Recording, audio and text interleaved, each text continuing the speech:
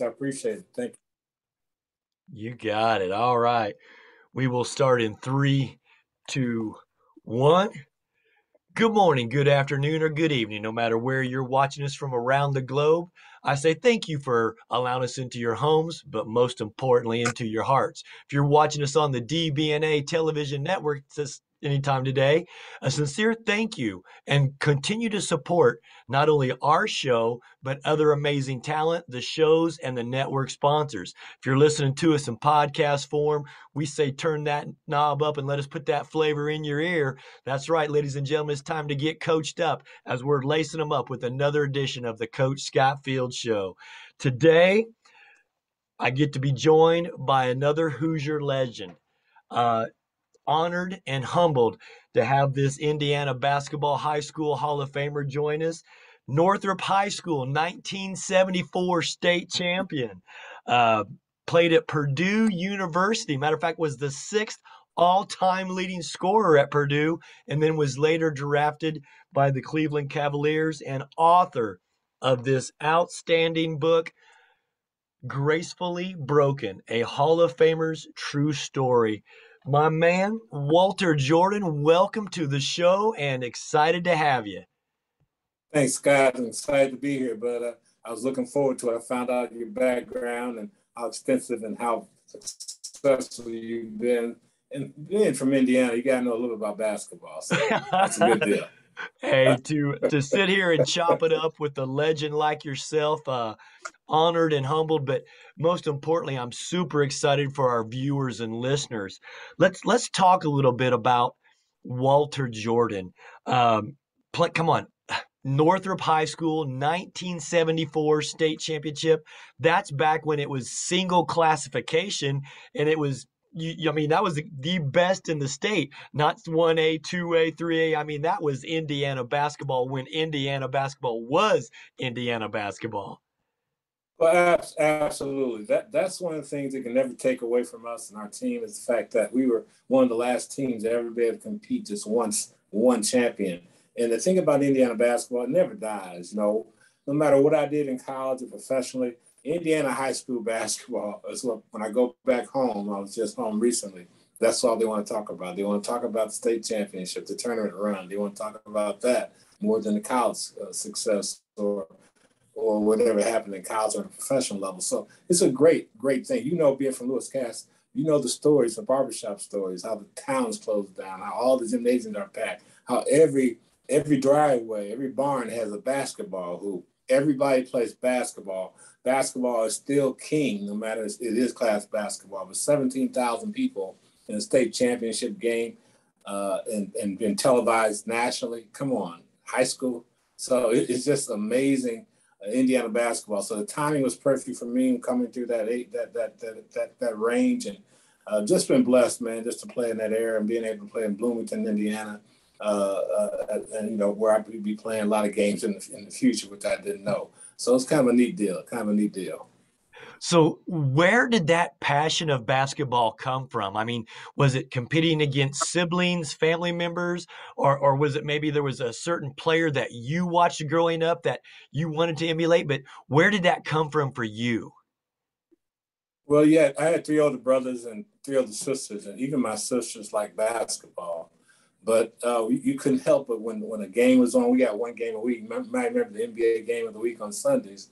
And we went to church, we ate dinner, and everything was tailored around that Sunday, that one NBA game. And we listened, my brothers used to listen to Notre Dame, Bob Lanier, LSU, Pete Maravich, all those guys on the radio. Here, I'm a young guys like, who are these guys? But you couldn't help but have interest in the Jordan household in basketball. We were very, very poor. So what we got on Christmas, for most of our Christmas when we were young, was the basketball. The basketball was shared by all the boys, all seven boys. So we were happy as a lark. We got new underwear, some socks, and a basketball. And as long as we got a new basketball, because we was gonna wear it out. We know we was gonna wear it out. So by the time Christmas come around, we needed a new basketball in the worst way. So we were a football or basketball or both. So we were lucky and good we got both. So it was fun times, and I just loved the game. And never thought about playing the NBA. Of course, I had my favorite players, but my favorite players varied from week to week what I saw on Sundays. But it was just a neat deal. And I got to watch high school basketball when I was like 8th grade. And I was intrigued by Indiana basketball when I saw the legends come through Fort Wayne Semi-State and Hilliard Gates, you might know that name. Hell Hall yeah, of the Fame, announcer. right? The Hall of Fame announcers of Hilliard Gates. That's always past the part of my vision. I wanted to be interviewed by Hilliard Gates. And so I know in order to be interviewed by Hilliard Gates, I mean, my team had to do pretty well, and we had to win a sectional, regional, or a semi-state, because he was not interviewing losers. So I got to see Dave Shepard, some names you might know. Dave Shepard from Carmel. I got to see Javon Price from Marion, Bobby Wilkerson from Anderson. I'm coming through there, and I'm 9th, 10th grade, and I'm seeing them get interviewed, and they're about all built like me, 6'2", 6'3" at the time, about slender built, but I could handle the ball. And I said, and they were playing guard. And I was saying to myself, wow, I can do that. I can be like that. And so that really intrigued me. And I really said, wow, that'll be fun. That'll be neat. Not thinking beyond that, And then things just fell in place from there. I just got a hunger for it, a passion for it. I just loved to play. I mean, I just loved to play. And that's where it came from. We had our own 3-on-3 team right there and under the same roof with my brothers, and all of them could play. All of them very, very talented, high school basketball and that kind of thing. So we had every position covered. So we didn't need to find anybody else to go play. We also played 1-on-1, 3-on-3, and we just had it right there anytime we wanted it. Oh, that's wonderful. And see, when you tell me that story, I think how cool was it that they got Hilliard Gates to be the announcer in the movie Hoosiers to cover that finals game. So I just thought it Absolutely. was great to have that in because, again, Absolutely. that's just so historical. And, even that movie today, I enjoy watching because, I mean, that was Indiana basketball. Oh, absolutely. You get goosebumps every time you watch it, because you hear about all these stories, right? We hear them. If you live in Indiana, every town, every city, imagine that one sectional upset that happened 40 years ago. That town lives on that. They breathe for that. They still talk. Those guys are still the heroes in those towns. That's how cool that is. You can grow up and be a farmer, and you win one sectional game that upsets. You're a hero in that town forever. So it's a beautiful thing. It really is. It Yeah, really is. I think it's wonderful, and I think it's neat that you had so much success and to see the things that you did. I mean, even competing in the '77 World Games. I mean, you were with Larry Bird, you were with Sidney Moncrief, who's been a guest on this show, Daryl Duncanstein Griffith. I mean, how cool was that? It was beyond my dreams. To be honest with you, I was very humbled to be invited to get an invite by Denny Crum, who was coach in Louisville. But luckily, we had played against him twice, so he had seen me play, and he invited me. And it was 37 kids that tried out. Some of the best players in America. Some guys went on to play, have great NBA careers, didn't make the team.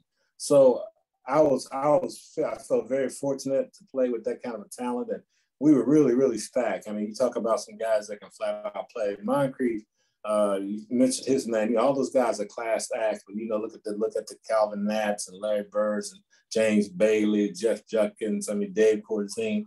I mean, Freeman Williams, who led the nation in scoring. I mean, we just had a stacked squad, and Coach Crum made it fun for us, and we did very, very well. So it was a lot of Yeah. fun. A lot of fun. I like how you mentioned Coach Crum and what a great basketball mind he was because I mean he got to be an assistant coach to John Wooden, another Indiana legend, and I mean the roots are Yeah. just so deep through Indiana basketball, so it's fun to kind of chop it up. But what was one of your first takeaways of being on a team with a Larry Bird, another French Lick Indiana legend? Well, I was fortunate. I knew Larry in high school before he was Larry Bird. We played on the Indiana High School All-Star team together. And so we had 2 weeks of training camp, and we played against Kentucky, the annual series, Indiana, Kentucky. We played against the Russians. So I got a chance to play against Larry in practice. And so it never dawned on me that 2 years, 3 years later, he'll be Larry Bird. He was just a high school kid like I was a high school kid trying to find our way. He was going to Indiana, and I was going to Purdue. So it was a lot of fun. You could tell he's going to be a player. I think the year off when he took the year off from IU and went to work on a garbage truck, I think that really helped him mature-wise and made him hungrier than ever he came back more determined than ever, put the time in, went to work, and you could just see it coming. We got a chance to play against him in Indiana State his first freshman year, which is now my sophomore year, and we ended up beating him. So we came back the next year after we the World University game team. He just all he talked about all summer, we're gonna kick Purdue's butt, we're gonna kick Purdue's butt. And you could just see him coming and come. I was trying to tell my teammates, guys, you better get ready because we go to Terre Haute, it's gonna be a different ball game. And sure enough, we got there 2 hours before the game, and the place was sold out because Larry Bird had told everybody to be in their seats. They didn't want to miss it. And those guys shot the lights out the ball, and they beat us. We had just beat Louisville in Alabama, the 2 ranked teams, and we come in thinking, oh, it's just Indiana State. But you knew what Indiana State turned out to be, And I think kicking our butt, Terre Haute really gave them confidence that they could do something special. And I'm just so proud of who he is because he's a great guy. I love him to death. And it was just good to see him have success he's had in his career. Right, because you think of then, I mean, they were undefeated when they made that run for their national championship with Coach Bill Hodges. We're talking about some names that Absolutely. Absolutely. And, I think about those coaches, even Judd Heathcote and those guys. And I always say you have great coaches, but those guys have horses too. You look at it, but the horses need the coaches and the coaches need the players. It's a combination. And I like to see guys like Larry Bird have success because he's a great guy. Magic Johnson have success because he's a great guy. So you root for those kind of guys. They have high character. I always root for high character guys, and those guys have high character for sure. Yeah, love hearing that. Well, I just agree 100%. Playing at Fort Wayne Northrop, what was it like being recruited, by a Purdue University where, you end up taking your talents, and take us through that process for the young players out there, which, I mean, I know recruiting has changed much because I coached at the college level for 14 years and then coached professionally. But in your perspective, your experience, what was it like being recruited by a Purdue University, and what was that impact with that coach and influence that he had on your life? Wow. Well, that's a huge question. As you know, the game changes in 4 or 5 years. It's always running cycles, right? And I thank God I was not a 5-star recruit. I was not a 4-star recruit. I was a late bloomer. I was a guy that kept improving, kept getting better. As a college coach, that's what you're looking for. Guys that's sliding up the scale, not down the scale in their growth and their ability, not only physically, but emotionally and spiritually and the whole character bit, right? And I was one of those guys. I grew up to be 6'5", then I grew 3 more inches in college. So coaches saw me and said, hey, I was playing guard in college, in high school. They thought enough of me to put me at guard because they had 6'11", 6'6", 6'5" up front. And I was 6'5" guard. And we had all 5 guys went on to play college basketball, so we all could play. So I never thought of myself as a 5-star, 4-star. So I didn't have to worry about getting my head swollen or thinking my stuff didn't stink. Because when I went home to Jordan's household, none of that was happening. They made sure that I stayed humble. But I also understood I just loved to play the game. I didn't know I was doing anything special. I lost my mom the week before our first game, my senior year. She had been suffering for 3 years of cancer. And so I was so young, 7th child, and no one told me my mom was dying. And my mom was the most prayingest woman I've ever seen. So I was thinking that God got her. Nothing will ever happen to my mom because she's just who she is. Spiritually, she's just who she is. Wow. But she passed away the week before my senior year.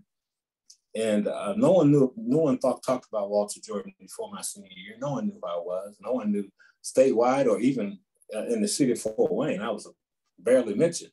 But they didn't know what was behind my efforts. They didn't know for the last 2 summers I was in Bloomington with my brothers who was going to school at NIU, and I was working out the Hyper building. I was working out every day.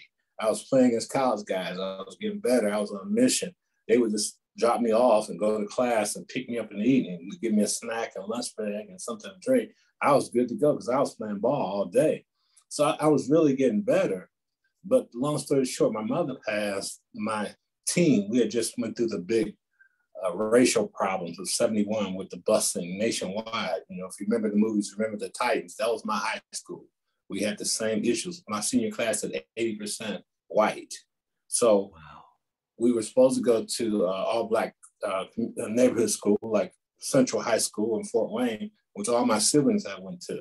So that's what I thought while I was going. I went to all black, basically elementary school, all black middle school, and then the busing came in 71, and we got bused out 10, 15 miles out to the cornfields at Northrop High School. They didn't want us there, and we didn't want to be there. But there was major fights, and people got expelled, and I knew I couldn't afford to do it because my parents weren't having it. They didn't play any of that. And they also didn't play any isms. So we had no excuses. We had to do what we need to do and treat people right and make sure that we understand we represent the family and the Jordan name, and we don't do things like that. So that got me through a lot of that, just my family and what my upbringing was. So 3 years later, my senior year, lost my mom. My whole classmates was coming to the inner city. And I remember 80% white coming to my home in the ghetto, so to speak, to see me every night for that week, to be with me after practice, my teammates, my coaches, every night after practice. I hadn't been to school all week. So Friday night, my brother said, you need to go, Thursday night, my brother said, you need to go to school after the funeral tomorrow and support your teammates. They've been here for you. Mom would want you to go, and she would want you to play. So that night I played. We ended up beating the team that was favored to win the SAC, the state championship. We ended up beating them by 1 point. I hit 2 free throws. I don't know how I played. I still know, but I think I know. But my mom was with me when I made those 2 free throws. From that point on, something special was happening. We got beat the second game of the season, and South Bend Adams was ranked #1 and #2 in the state. The previous 2 years had All-American players, went to North Carolina State and Cincinnati. They were a great team. We lost by a couple points. And then we won 28 in a row when we beat the #1 ranked, #2 ranked, and #3 ranked team in the state the last 4 games to win the state championship. That is an impressive run, Walter. I mean, I hear so many things coming through your story and testimony. I mean, I hear your faith. I hear, the character instilled in you through your family values and your core values, and what an impact that your mom was on you in your life. The coaches at Purdue, talk about that coaching staff and how they helped also mold, a young Walter Jordan. Well, when I came to Purdue, my final 5 choices, I had great coaches. I wanted to be close to my 3 younger brothers to watch them play and then get back home whenever I had a chance to see them and support them. So I wanted to go anywhere within 2 or 3 or 4 mile radius. So my final 5 choices was Marquette, Michigan, Indiana, Michigan State, and Purdue. Wow. IU and Purdue. So everyone assumed I was going to Indiana. So when I went to visit Purdue, long story short, they kept calling me Adi Matthews, because Adi Matthews was supposed to come in from Illinois. He had committed to go to Illinois before he's supposed to make his trip to Purdue that weekend. I wasn't supposed to show up. I showed up with Eugene Parker, one of my friends, who ended up being Purdue's #1 recruit. I just went down for the trip for him, so they didn't know I was coming. So they were surprised when I showed up because they'd already circled me off as going to IU. So long story short, I love Eugene Parker. God rest his soul. So those who don't know Eugene, ended up being one of the top NFL sports agents in America before he passed away 4 years ago. But that was my roommate, my best friend, teammate. Wow. That's how I ended up at Purdue. And the thing that attracted me to Purdue was Fred Schaus was the head coach. And Coach Schaus had coached the Lakers and was the general manager with the Lakers. He had coached Jerry West in college in West Virginia. He had coached Jerry West with the Lakers, and Wilt Chamberlain and Eldon Baylor. He was GM of the Lakers at the same time. So he had all these connections. I said, the Lakers going to hire him to do all this. He must be a class guy. And his thing was, we're going to develop you into an NBA player. We're going to help you become an NBA player. So here's a guy who was a general manager and was a coach. So I think he probably got some connections to help me get there. But just a great experience. We had a lot of talent. We played in the Big Ten era where clearly there's no debating this, but anybody want to go back and check it. But when I played in the era from 74 to 78, Big Ten was clearly the #1 conference in the country, bar none. Every team had NBA players. You had Kevin McHale, you had Michael Thompson, you had Ray Williams, You had Terry Furlow, you had Ray Kelser, Magic Johnson, you had Ricky Green, you had Phil Hubbard, you had Wes Smith, you had Billy McKinney, you had, I can go on and on and on and on. Then Indiana, for 2 years in a row, was undefeated. They were undefeated. They were national champions, and Scott May got hurt against us, so they might have won 2 in a row. So that's who we lacing up to. And then you add on the non-conference schedule, you share Darrell Griffin, Wesley Cox, Bruce King from Alabama. And you add on Larry Bird. You add those guys to your non-conference schedule. The Big Ten was an absolute monster. And back then, they only took 32 teams to the dance. So if you didn't win the Big Ten, think about all the teams that didn't make it. You're talking about Michael Thompson, who was College Player of the Year. Klay Thompson's dad. And that's right. People don't know this. Before Michael Thompson hurt his knee, he was clearly better than Klay. And everybody said, and I'm telling you, Michael Thompson was absolutely Ronnie Lester before he hurt his knee. I mean, you talk about some players. I mean, in the Big Ten, I mean, it was unbelievable. And I wouldn't change it for the world. And because the competition was so stiff, and we never finished any worse than third in the Big Ten. We only went to the dance once. Wow. Things have changed. Yeah, but you think of the people that, iron sharpens iron, and the fact that you got to compete against these guys on a daily basis, how that elevates your game and helps you prepare with your mindset with those competitive juices. But Walter, I think I love talking about your foundation and background to show what you continue to do as you continue to mentor. And again, author of the book, Gracefully Broken. Ladies and gentlemen, we're talking to Walter Jordan here on the Coach Scott Field Show. And, this book, Gracefully Broken, I'm grateful that you took the time to send this to me, and such a class act to sign it for me. And as I'm reading through this book, where can people get a copy of this book? Because again, it's just great stuff, because you share, a lot of your journeys, but the fact that you mentor, and continue to give back to the game. And you got such a servant heart about you. And that's what I love. And you're comfortable to talk about your faith. And that's why, man, I've got to get this guy on my show. Well, Scott, I certainly appreciate that. I believe strongly that you win with character people around you. You win with character people. I tell people all the time, play your character kids. If you want to build a program, play your character kids, not just stud at 12 or 13 who's got attitude problems. You play your character kids, he may get it. If not, you're going to be hurting that kid in your team, in your program. You got to stick to your guns and have some character about yourself. You have a brand as a coach. Let your kids and the parents know, this is what we stand for. This is what we're doing. This is what's accepted. This is what's not accepted. And along the way, that you can turn that kid that may have some parents that's questioning some things, because all parents think their kids are better than they are. So we need to get them early. We need to get these kids early and mold. I think about a kid named Hunter Henry. You might have watched the game, NFL game. Hunter Henry is one of my kids. I've been training and working with Hunter since he was 13 years old. And not just physically, but he's one of my kids. So I mentor him. We talk. His family and I are very, very close. His dad's a pastor. He's a great kid. He's a class act. When he was 13, I knew, because his work ethic, his character, and how he was and how he made people better around him, he was going to be special. He was going to be special. And his parents and I, we've all been on the same page from day one, because we want the best for each child that we come in contact with. We know kids can change. We don't want to give up on kids, but we have to put them in the right environment for that change to take place. And if we don't do that as parents, because we're stuck on stupid and trying to relive our lives to our kids sometimes, it's hurting our kids and our communities, because we're cheating our kids. And we have to be honest with these parents and let them know that's not right. I can't tell you about being a rocket scientist, but if you come to me for basketball, I probably can help you with that. I was blessed to be coached by some great coaches like a Phil Jackson, a Denny Crum, a Fred Schaus, a Bob Dilley. I've been blessed to be coached with some pretty good guys and know a little bit about basketball. So I think I picked up a few nuggets along the way.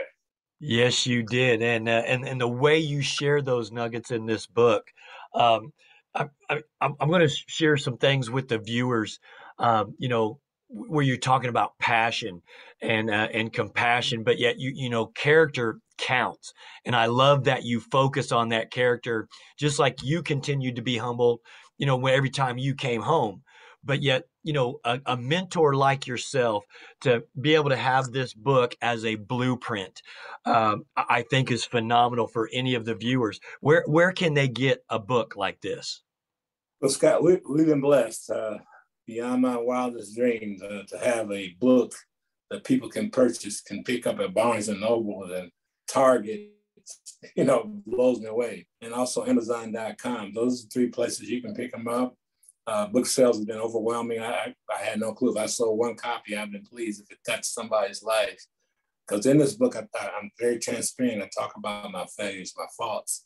I talk a lot about the things that I let my kids know. I'm not perfect. I fall down. I'm a sinner. I'm trying to get better every day. And so I'm just an open book now. This is the most therapeutic and thing I've ever done. I'm peace now for the first time in a long, long time.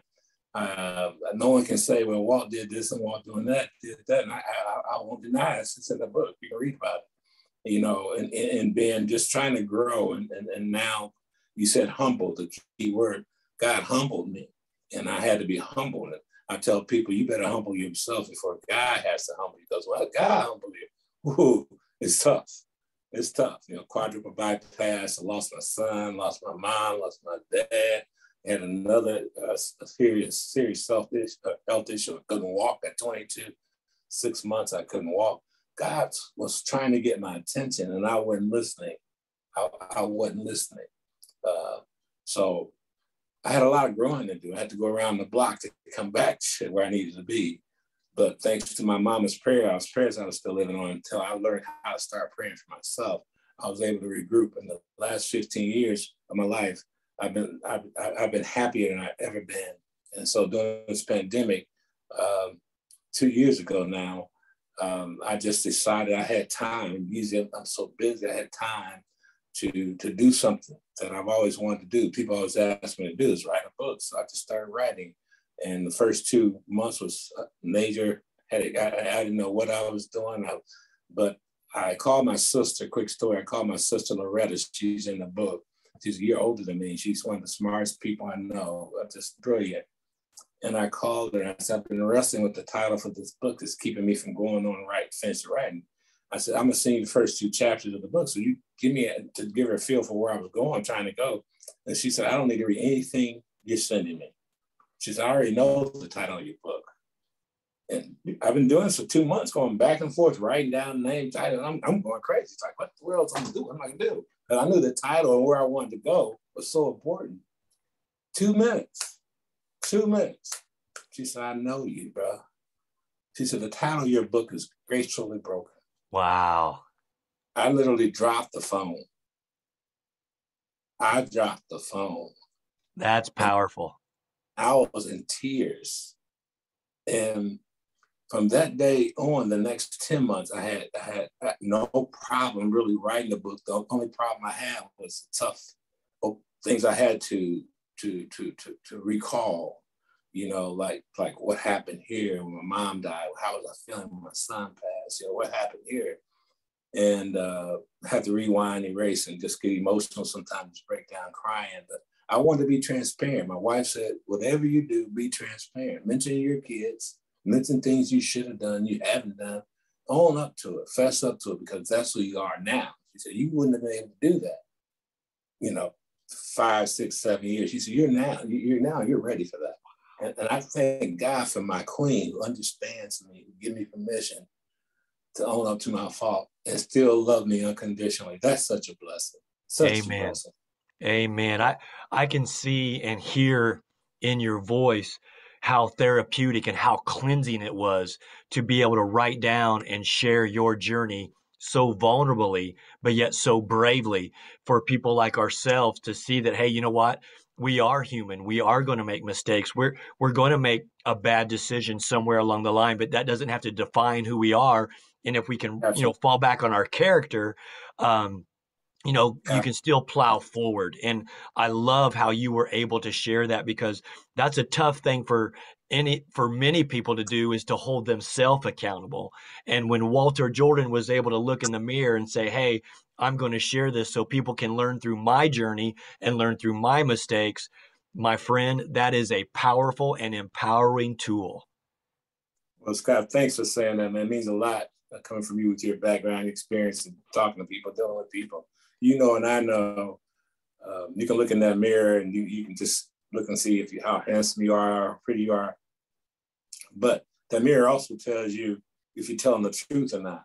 You can't lie to yourself. You try, it just don't work. You can't. In this temperature of the country, where in the world, everybody's lying about something, about stuff. It drives me crazy. So I figured, okay, we all got story. We all got background. We all are sinners. We all fall down. But once God forgives you, nothing else matters. Nothing else matters. And that should give you peace. And that's what I have right now. That's why, even with my kids, I wish I had a dime for my nieces and nephews. I got about 30 of them. And my kids said, Dad, Uncle, what? I did not know. Even stories about my mom, about my dad, how we grew up, they didn't know that. They just saw us on a pedestal, their uncles and aunts on a pedestal, not knowing we fall down. We had faults. We had nothing, but we had everything. We had love. I tell them all the time that stuff can't give you love. Stuff can't give you love. So, we had all the stuff that gave us love. So, those are things that are valuable lessons. So everybody's got a story. Everybody's got a story. And it's up to us to own up to it and tell them, what do you want your legacy to be? Do you want your kids to know the truth? Or you want to sugarcoat it so they'll never know the truth? And their kids will never know the truth. Tell them the truth so maybe you can start something, a legacy of everybody's telling the truth and owning up to their mistakes. And we still love each other, because families should love each other. Christians should, not just families, because we're not judge and jury. That's not what we're here for. That's not our job. That's his job. And so those are things that I hope to get out in the book and hope to inspire somebody. The last chapter, I talk about the 3 things in my life: when I was the fool, I was the victim, and then I was fighting like hell to get to the kingdom. I thank God I'm at that last phase. I got some work to do. It's 4th quarter, right down 20, but I'm going out fighting. I'm going out fighting. Yeah, I love that, because, I'm going to be talking about some of the things with the book and what it means to you, and you've shared some of those things.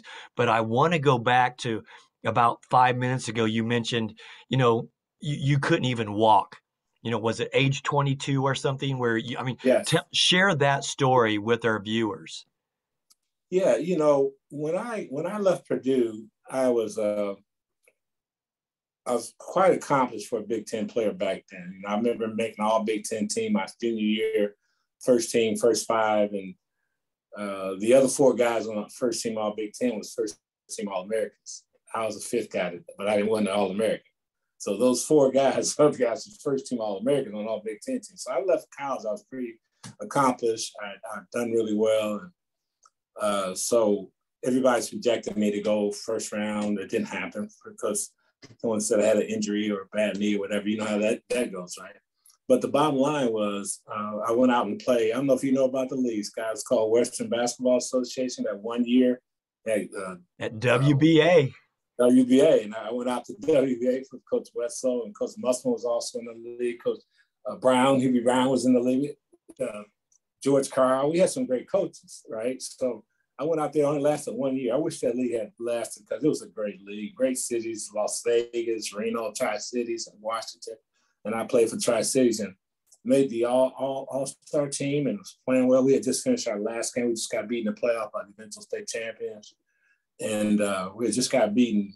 And so we had all the guys said, okay, we're going to go. Anthony Murray, who's at Alabama. We said, we are going to go out and we're gonna had our wives with us and girlfriends. We were gonna go out and have dinner before we parted town the next day. So we all went out, and I woke up in the middle of the night. I don't drink, so I woke up at like 3 o'clock in the morning, and I collapsed. My wife said, "What's wrong with you?" I said, I'm okay. I got back up and I couldn't walk. And she turned the light on and my knees are swollen up, my ankles are swollen up this size.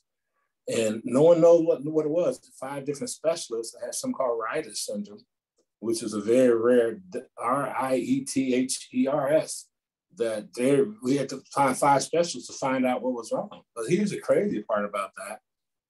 The next day, I get a call because we couldn't drive back the next day because I was not with, and I don't want my wife driving back all the way by herself. So I'm still trying to figure out what's going on while I was here. I get a call from Denver Nuggets who basically says, hey, we're getting ready for the playoffs. George just got hurt. We want to call you up.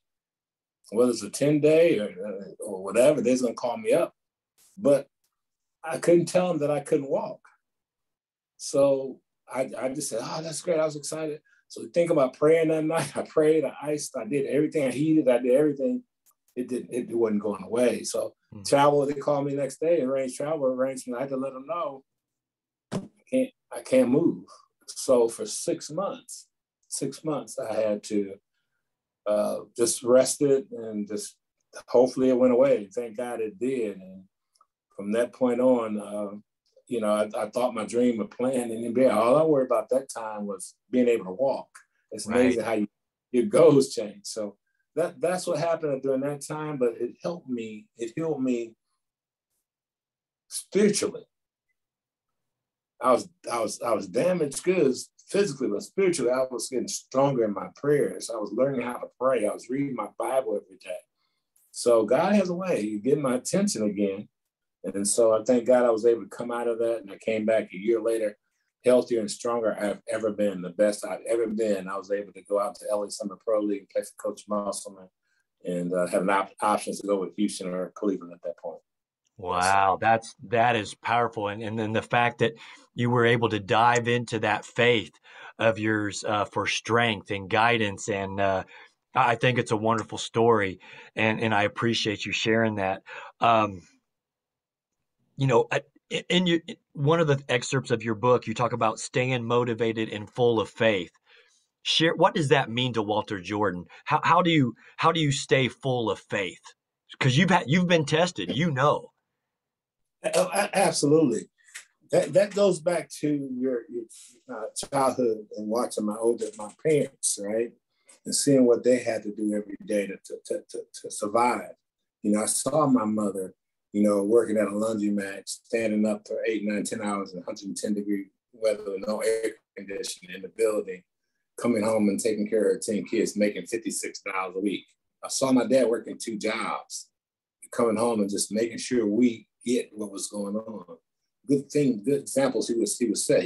He was like Fred Stanford. He was funny, and he had so much wisdom. He would with 6th grade education. He would say things you might not even get until a day later.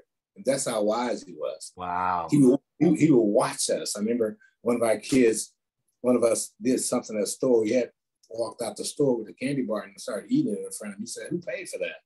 And so, "You don't have any money." And he said, got home, he got all us together. He said, "Let me tell you guys something right now." I said, "Look at each other." He said, "Jordans don't steal. Jordans don't steal." He whooped his butt. We had to take the candy bar, half candy bar, back to the store, and we had to pay for it. He would do things like, one of my brothers came home from a basketball game and started talking about they lost the game. So he was crying. He was in 7th grade. He was crying. My dad heard all of us talking in the bedroom, and he comes out. And remember, 7 boys in 1 bedroom. So He comes out and he says, "Oh, so you said that Grady blew the game because he missed 2 free throws?" He said, "Oh, did you play a perfect game?" He said, "Did you miss any shots?" He said, "Did your man score any baskets?" He said, "You didn't turn the ball over?" He said, "Stop blaming people like you were perfect." And all of us got the message. And he walked out. Guess what? We all walked in the house. They would never hear us complain about basketball or anything else again, because my parents was not having it. No excuses in the house. So I learned to go to the next play. I used to always say next play. I still use that phrase today, next play. Get to the next play. And when I'm coaching kids, don't drop your head. I hate these highlight videos kids send me because it don't show you how they react when a teammate throw a bad pass to them, or when they miss a shot. It don't show them until they get back on defense. It don't show them a loose ball, getting on the floor. It don't. Those are highlights. If you making all your shots, those are lowlights. You just cutting off the good part. I want to see the things you do when things go bad. Are you on the bench cheering for your teammate? Are you dropping your head? Are you looking the coach in the eye? So my thing is next play, next play, next play, next play. In life, that's life. Life is gonna happen. You gotta get up just one more time than you fall down. Amen. And I just know with my faith and knowing who I am, knowing who God says I am, more importantly, not anybody else, who God says I am, I'm a conqueror. That's what we do. And people are watching us. We have to set the example. A lot of coaches, we talk a good game, but we got, even if it means losing a few games, we got to stand for what we believe in and make sure we get the kids to understand this is the way we do things. Because that kid that might be the worst player on your team today, he might end up being your stud 3 years from now and leading you to a championship because of all the lessons he's learned watching you more than he's listening to you. So those are things I stick by. I stick by. Yeah, see, again, I'm hearing character and I'm hearing life lessons that are coming through trials and tribulations and adversity, and watching that body language of that individual, that will tell you so much. I mean, and when you talk about making that eye contact, man, you're looking into the soul of a person when you make that direct eye contact. And if they can't make direct eye contact with you, we got to build that young man's confidence and self-esteem up so he's strong enough to be able to look you in that eye and give you a good, strong, firm handshake. Absolutely, Coach. I mean, I know you see this in all the time. You can walk in the gym with your experience and you can look at a kid for 2 minutes and watch him play and pretty much decide if you're going to recruit him or not. Am I right or wrong? Hey, no, matter of fact, it's going to take me about 20 seconds. If I can see what I need to see in 20 seconds from a young man, that's all I need. And Walter, you know this. You don't get a second chance to make a good first impression. You got to be, like you say, next play, Absolutely. Move on, don't pout, don't point fingers, man, hold yourself accountable, make your teammates better.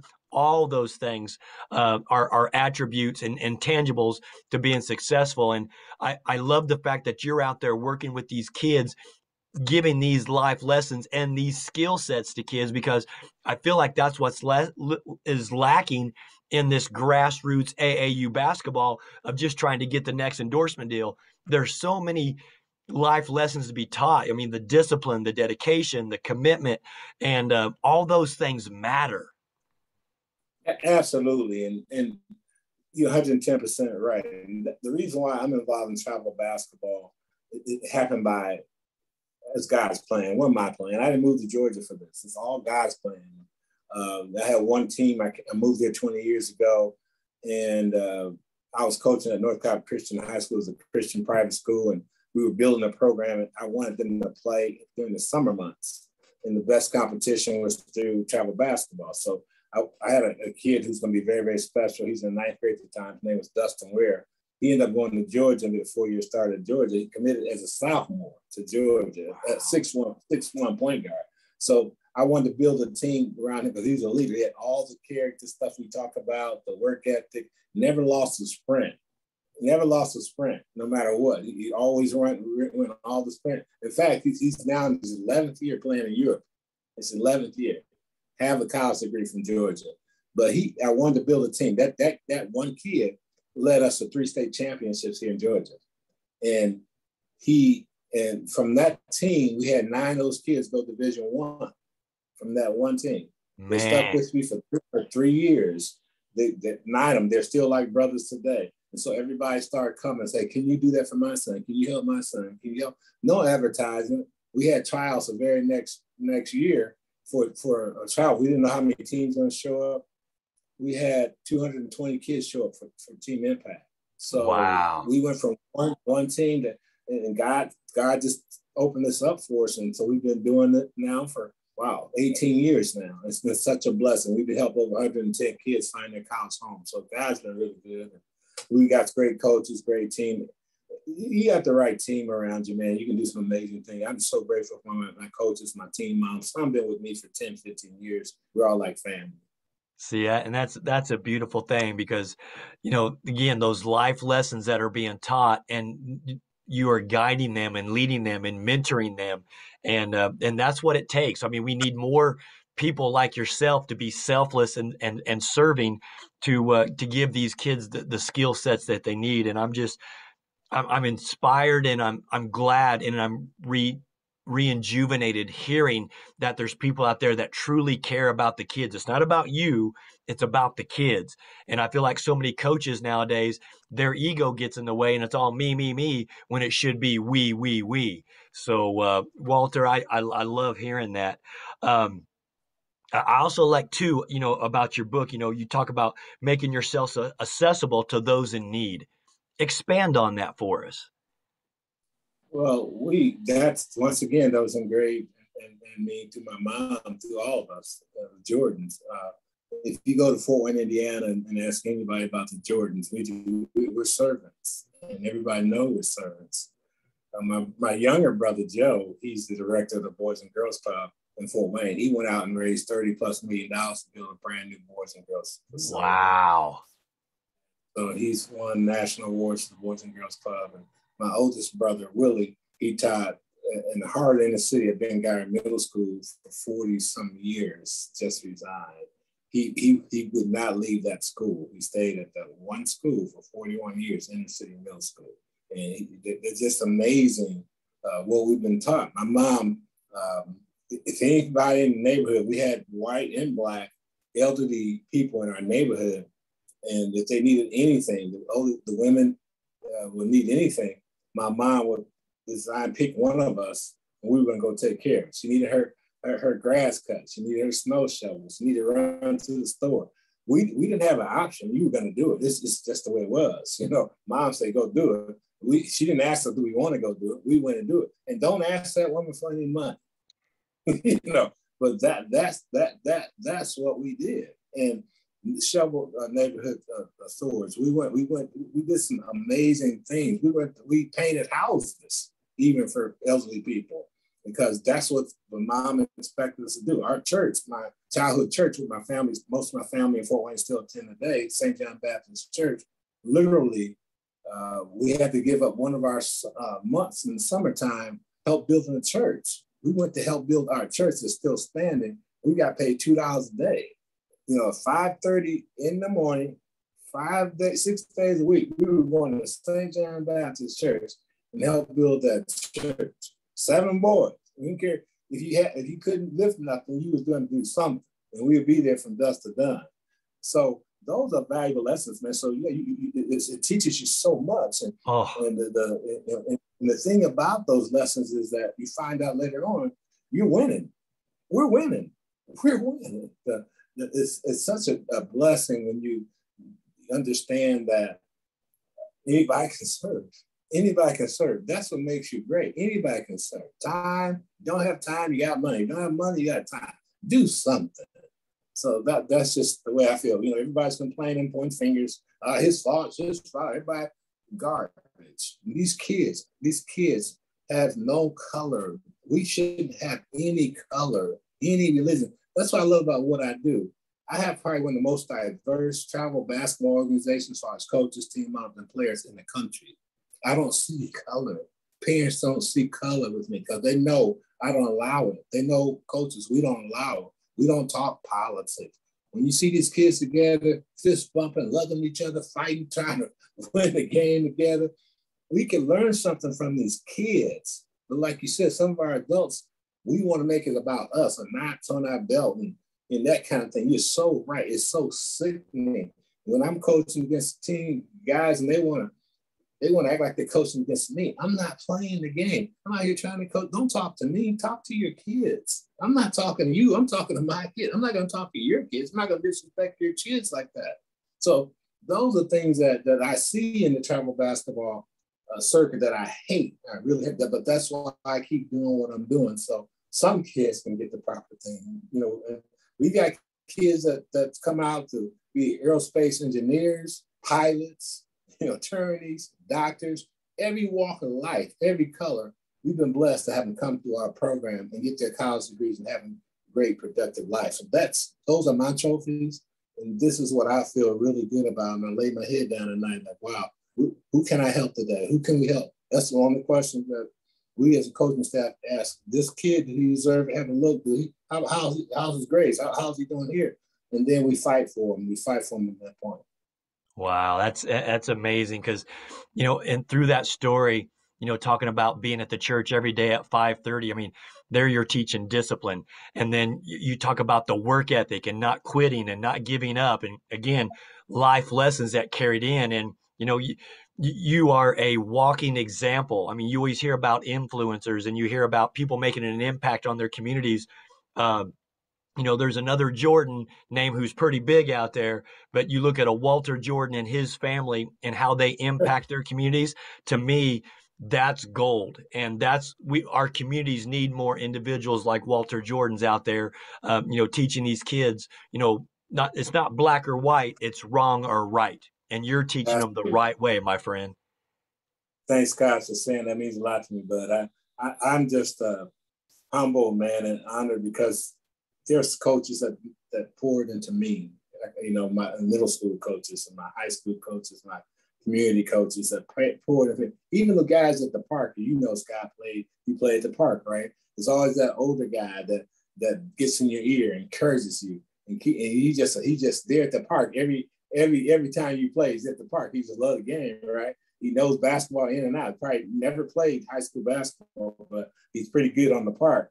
But he's respected by everybody because he's always pouring into kids. I can see a couple of their faces right now poured into me.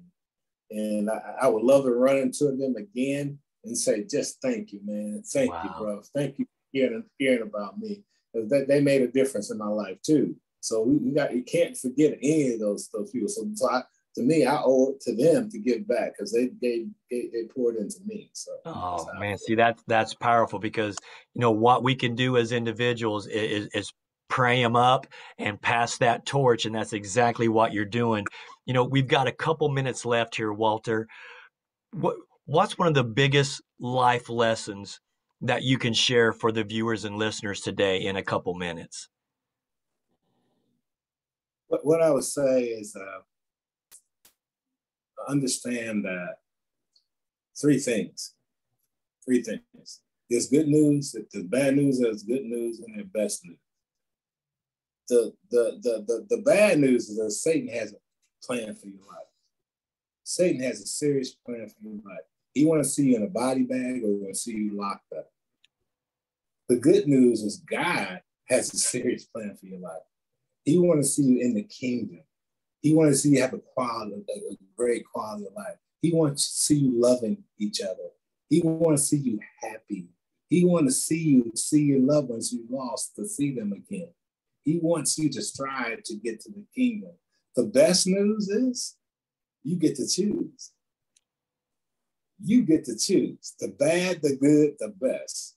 So that's something I think that I try to share with the kids. You're gonna have to make some decisions. It's okay to fall down, but at the end of the day, you get to choose because Satan's waiting on you, but so is God. Man, that is some powerful words right there, Walter Jordan. I can't thank you enough for sharing your time and again being that servant leader and having that servant heart like you've had throughout your life. That Atlanta, Georgia community is lucky to have you. I know you are a legend up in Fort Wayne, Indiana. And brother, God bless you. God is not done with you yet. And thank you for empowering others with the tools that you have shared with us today on the Coach Scott Field Show. This has been very, very uplifting, my brother. Well, Scott, thanks for being a light, man. We need more people like yourself who has that heart and passion in what you do on a weekly basis. I did my research before we talked, and I just really appreciate people like you. So, of course, I was going to make time to talk to you because you understand. You've been there, done that. You've blessed a lot of people. You probably touched more people than you probably even know. And I feel like I've known you based on just talking to you today. And I just salute you, brother. Keep being a light. And we need more Scott Fields around here. And consider yourself having a friend for life. And hopefully we get a chance to meet each other soon, face to face. Man, let's make that happen. That'd give me chills, but I'm humbled by your kind words and just blessed that God has given us this platform to use this as a vessel to pass that torch on to others. Because if we can serve, empower, and inspire others, if we can touch one life, if we can touch one soul, if we can make someone have a little bit better day, I'm blessed that they chose to view the Coach Scott Field Show and listen to a legend, Walter Jordan, today. I'm humble, my brother. Thank you, Scott, so much. Much love to you, man. Be safe out there. God bless you, Scott. Thanks, brother. Keep doing what you're doing. Ladies and gentlemen, that's Walter Jordan here on the Coach Scott Field Show. Stay blessed, stay humbled, keep working, and stay prayed up. We'll see you soon with another exciting episode. Walter, thank you once again, brother. Thank you, my brother. God bless you.